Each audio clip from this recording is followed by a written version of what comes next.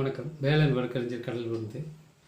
இப்போ சென்ற வகுப்பில் நம்ம ஃபேக்ட் என்பதை பற்றி பார்த்தோம். ஃபேக்ட் அதிலே பார்த்தீங்கன்னா external fact, internal fact, fact in issue and relevancy of facts. இந்த ஹெட்டில் நம்ம சில விஷயங்களை பார்த்தோம். இதில் external facts and internal facts என்பதை பற்றி Jeremy Bentham, who was a English philosopher and jurist, அவர் ஒரு இல்லிஸ்ட்ரேஷன் சொல்றார். A has intention and shoot B by gun. A உள்நோக்கத்துடன் B ஐ துப்பாக்கியால் சுடுகிறார். அப்போ இதில் உள்நோக்கம் அது ஒரு பார்ட், துப்பாக்கியால் ஒரு செயல் செய்கிறார் அது ஒரு பார்ட். இப்போ ஏ என்பது இன்டென்ஷன் என்பது சைக்காலஜிக்கல் ஃபேக்ட்ஸ், அதாவது இன்டர்னல் ஃபேக்ட்ஸ். துப்பாக்கி எடுத்து சுடுவதை தான் ஃபிசிக்கல் ஃபேக்ட்ஸ், எக்ஸ்டர்னல் ஃபேக்ட்ஸ் என்று அதில் ஒரு டெஃபினிஷனாக அழகாக ஒரு இல்லிஸ்ட்ரேஷன் மூலியமாக அது எக்ஸ்டர்னல் ஃபேக்ட் என்றால் என்ன, இன்டர்னல் ஃபேக்ட் என்றால் என்ன என்பதை பற்றி தெளிவுபடுத்தியிருக்கிறார். அப்புறம் பாருங்க, fact in issue, relevancy of facts.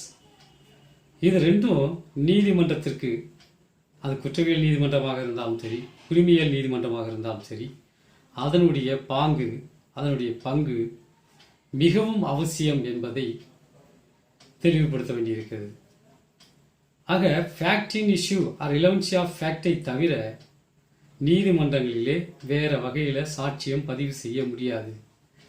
அதனால் ஒவ்வொரு நீதிமன்றமும் குற்றவியல் வழக்காக இருந்தால் குற்ற அறிக்கை தாக்கல் செய்த பிறகு முதல் எதிரி ஆஜரான பின்பு முதல் விசாரணையில் நீதிமன்றம் அரசு வழக்கறிஞரையும் டிஃபென்ஸ் வழக்கறிஞரையும் பார்த்து what is your case, whether it is comes under fact in issue or otherwise relevancy of facts என்று கேட்க வேண்டும். அதே போல ஏபிபியும் கேட்க வேண்டும், அரசு வழக்கறிஞரையும் அசிஸ்டன்ட் பப்ளிக் ப்ராசிக்யூட்டரையும் கேட்க வேண்டும். அவர்கள் சொல்வாங்க, ஒரு நிகழ்வை சொல்லி அதில் ஃபேக்ட் இன் இஷ்யூ இருந்தால், ரிலவன்சி ஆஃப் ஃபேக்ட் இருந்தால் மட்டுமே சாட்சியத்தை அனுமதிப்பார்கள். அதை போலதான் உரிமையியல் வழக்குகளிலும் வாதி பிரதிவாதி வழக்கறிஞர்கள் இருக்கும்போது வாதி பிரதிவாதி முன்னிலையில் முதல் வாய்தாவில் ஃபர்ஸ்ட் ஹியரிங்கில் நீதிமன்றம் கேட்கணும், வாட் இஸ் யுவர் ப்ளீடிங். அவங்க அந்த ப்ளீடிங் என்னன்ற சொல்லக்குள்ள அதில் ஃபேக்டிவ் இஷ்யூ இருக்கணும், அட்லீஸ்ட் ரிலவன்சி ஆஃப் ஃபேக்ட்னா இருக்கணும். இல்லை என்றால் அந்த சிவில் நீதிமன்றம் இதை விசாரணைக்கு எடுத்துக்கொள்ளக்கூடாது. அதை போலத்தான் குற்றவியல் வழங்குகிற நீதிமன்றமும் அதை விசாரணைக்கு எடுத்துக்கொள்ளக்கூடாது. சப்போஸ் ஃபர்ஸ்ட் ஹியரிங்கிலே அக்யூஸ்டு குற்றத்தை ஒத்துக்கொண்டால் அங்கே சார்ஜஸ் ஃப்ரேம் பண்ணக்கூடாது, த சார்ஜ் ஃப்ரேமிங் என்று சொல்வார்கள். அதை போல உரிமையியல் விசாரணை நடைபெறும்போது வாதியின் வாதத்தை, வாதியின் வழக்கை பிரதிவாதி ஏற்றுக்கொண்டால் அங்கே இஷ்யூஸ் ஃப்ரேம் பண்ண வேண்டிய அவசியம் இருக்காது, பண்ணக்கூடாது என்பதுதான் நிஷத்தமான உண்மை. சட்டம் அவ்வாறு சொல்கிறது. சரி, இந்த ஃபேக்ட் இன் இஷ்யூக்கும் ரிலவன்சி ஆஃப் ஃபேக்டுக்கும் வேற எந்த வகையில் பேர் வைக்கலாம் அப்படின்னு பார்த்தீங்கன்னா, issue of facts and issue of law என்று சொல்கிறார்கள். இஷ்யூ ஆஃப் ஃபேக்ட்ஸ் என்றால் அது நிகழ்வை பற்றியது, பிரச்சனையை பற்றியது, உரிமையை பற்றியது, பொறுப்பை பற்றியது, கடமையை பற்றியது என்று நாம் பார்க்க வேண்டும். இஷ்யூ ஆஃப் லா என்றால் அது லிமிட்டேஷன், வரம்பு, கால வரம்பை பொறுத்து வருகிறது. குற்றவியல் வழக்காக இருந்தாலும் அது குற்றவாளியின் வயதை குறித்த கால வரம்பை பொறுத்து வருகிறது.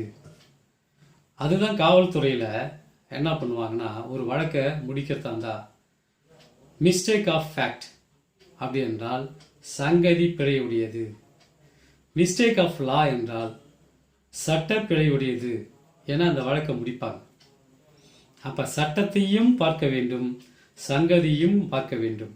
அதுக்கு தான் நம்ம முன்னாடியே சொன்னோம், செக்ஷன் 5 இந்தியன் எவிடன்ஸ் ஆக்டில் சட்டம் ஐ மீன் த ரிலவன்சி ஆஃப் ஃபேக்ட், சங்கதி ஐ மீன் த ஃபேக்ட் இன் இஷ்யூ என்ற இந்த 2 ஹெட்டில் தான் சாட்சியம் கொடுக்க முடியும். So what are the participation in the court proceedings by way of fact in issue or relevancy of fact என்று கேட்டால், குற்றவியல் நீதிமன்றமாக இருந்தால் fact in issue and relevancy of ஃபேக்ட்ஸை வைத்துத்தான் சார்ஜஸ் ஃப்ரேம் பண்ண முடியும். ஐ மீன் த சார்ஜ் என்ற ஹெட்டை பாருங்கள். செக்ஷன் 211லேருந்து 224 வரை சிஆர்பிசியில் சொல்லப்பட்டுள்ள அந்த சார்ஜ் குற்றச்சாட்டுகள். ஆக அந்த குற்றச்சாட்டுகள் வணையப்பட வேண்டுமென்றால் ஃபேக்டின் இஷ்யூவில் சொல்லப்பட்டுள்ள சங்கதிகளை பொறுத்து தான் வளைய முடியும். மேலும் குற்றச்சாட்டுகள் அதில் வணைய வேண்டுமென்றால் ரிலவன்சி ஆஃப் ஃபேக்டில் சொல்லப்பட்டுள்ள விஷயங்களையும் ஆய்வு செய்ய வேண்டும். இதை குறித்து தான் குற்றச்சாட்டு வணைய முடியும். குற்றச்சாட்டின் வகையங்கள் 1, 2, 3 கட்ட குற்றச்சாட்டுகள் இருக்கு. அது தலையங்களாக ஒரே குற்றச்சாட்டில் 3 வகையான குற்றங்கள் வருது. ஒவ்வொரு தலையங்களும் தனித்தனி குற்றச்சாட்டுக்கு உட்பட்டவை. அதை போலவே சிவில் வழக்கு எடுத்துக்கொண்டீர்களானால் ஃபேக்டின் இஷ்யூ மூலமாக, ரிலவன்சி ஆஃப் ஃபேக்ட் மூலமாக, மெயினாக ஃபேக்டின் இஷ்யூவை தான் எடுக்கணும். ஃபேக்டின் இஷ்யூ இல்லைன்னா ரிலவன்சி ஆஃப் ஃபேக்ட்ஸ்க்கு வேலை கிடையாது. ஆக ஃபேக்டின் இஷ்யூவில் அந்த சங்கதிகளை குறித்து இஷ்யூஸ் ஃப்ரேம் செய்வார்கள். அந்த இஷ்யூஸின் அடிப்படையில் தான் எழுவினா என்று சொல்வார்கள் தமிழில். அந்த இஷ்யூஸின் அடிப்படையில் தான் வழக்கின் முடிவுகள் தீர்மானிக்கப்படும். அந்த ஒவ்வொரு இஷ்யூவா ஃப்ரேம் பண்ணி ஒவ்வொரு இஷ்யூவா டிட்டர்மைன் பண்ணணும். அதுதான் fully adjudication of a degree or decision of the court என்று சொல்வார்கள். ஆக ஃபேக்டின் இஷ்யூ, ரிலவன்சி ஆஃப் ஃபேக்ட்ஸ், அதிலே பாருங்கள் சிவில் கோர்ட்டில் ப்ரிலிமினரி இஷ்யூ என்று உண்டு. இதில் அடிஷ்னல் இஷ்யூவும் ஃப்ரேம் பண்ணுவாங்க. ப்ரிலிமினரி இஷ்யூ என்றால் எதை பொறுத்து வரும்னு சொன்னீங்கன்னா, ஒரு பார்ட்டிஷன் ஷூட்டில் வரலாம், ஒரு லிமிட்டேஷனை குறித்து, கால வரம்பை குறித்து ப்ரிலிமினரி இஷ்யூ வரலாம். அதை போல கிரிமினல் வழக்குகளிலும் உண்டு. சார்ஜஸ் ஆல்டர் செய்வார்கள், குற்றச்சாட்டு மாற்றம் செய்வார்கள். வழக்கு விசாரணையின் போது சாட்சியங்களின் அடிப்படையிலே குற்றச்சாட்டுகளை மாற்றி அமைப்பார்கள். சில குற்றச்சாட்டுகளை நீக்கி விடுவார்கள். அதான் ஆல்டர் த சார்ஜ் என்று சொல்வார்கள். அதே போல சிவில் நீதிமன்றத்தில் இஷ்யூஸ் சில எழுவினாக்களை நீக்கி விடுவார்கள். சிலகளை கூடுதலாக சில எழுவினாக்களை சேர்ப்பார்கள்.